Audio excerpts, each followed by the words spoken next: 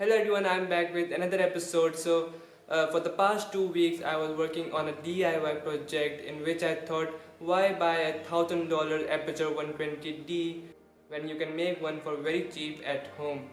So I'm using this light to record this video right now, and I think it gives pretty good performance for its price. Well, now you might be thinking, what is its price? Well, it just comes around $10, and I think it's much less than the $1,000 price tag of the Aputure 120D. So let's show you how I made this light. For this setup I used a 12 watt LED bulb with a color temperature of 4000 kelvins. Then I attached my bulb into a reflector which I found in my storeroom.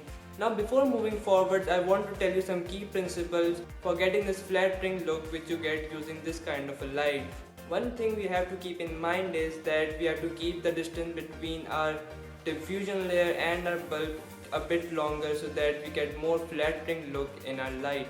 To achieve this effect, I taped cardboard around my reflector to increase the distance between our diffusion layer and our light source.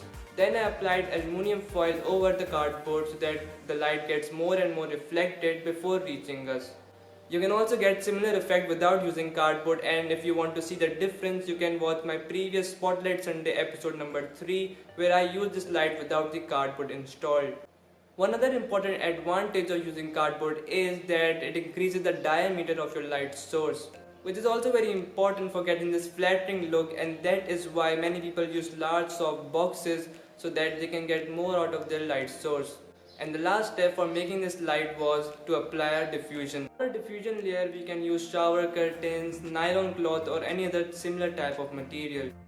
The purpose of making this video was that you don't always need fancy equipment like fancy camera, fancy lights to make what you want.